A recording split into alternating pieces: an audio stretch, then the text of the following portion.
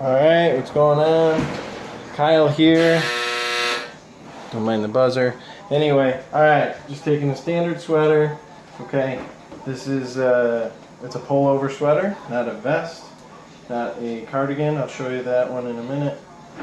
So you flip the sweater inside out. You have your string of lights here.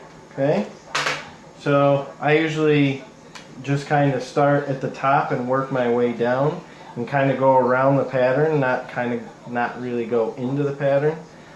So with a pullover like this, you just push them kind of through the top. The sweaters are loosely knit, so when you're doing it, usually they just slide right through. And you just work your way down the string of lights, going around in kind of just a random pattern. No rhyme or reason. Once you get good at it, you'll start kind of making kind of cool designs with the lights. Like if it's a Christmas tree, I'll actually light up the entire Christmas tree. Kind of neat. People really like it and appreciate it. I'm just kind of zigzagging down through here. Alright. We'll come over here with this one. You gotta kind of make sure you can reach. Like I said on this one, I'm just kind of going around in the black area. And you'll see in a second how that looks. Try to keep things somewhat symmetrical in a way. But there's no rhyme or reason.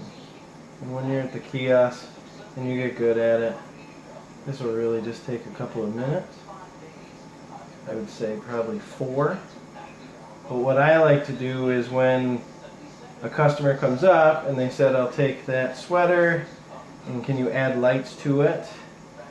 I usually say, okay, let me ring you out real quick. And then I tell them to stop back in maybe, stop back in 5 minutes or when you're done shopping, and I'll have it all ready for you. Stick that one up there again. Again, there's no rhyme or reason. Okay, so now the lights are in. Battery pack will kind of stick over here. You'll see that in a second. So those are your lights. Again, there's no, real way to do it. This is kind of the best way. Now I usually use Gorilla Tape. That's the best on fabric. And the reason we use Gorilla Tape is it holds really well to the fabric, but you can still remove it if people want to wash it or reuse it or change out the lights to something else. Doesn't really matter. But this beats trying to pin them in or try to or sew them in. I usually pull the bulb back a little bit. You can see how it kind of has a neck on it. I kind of pull it so just the bulb is really sticking out, as opposed to the whole entire tail that comes off of the bulb. Again, it's not that big of a deal, but once you get good at it and once you it's almost like you're making a little bit of art project here. Boom, boom. Put a piece of tape there. Last one there. And I usually on the kiosk keep those dime-sized pieces of tape just kind of handy, around the POS system or around the register, because you're always going to be doing lights. So when you have a free moment, I usually try to have some just, 15 or 20 of them ready for the next light. So what I've done there, you can see I put 2 or 3 down. Doesn't matter, you can do as many as you want and just have a few pieces of tape left over.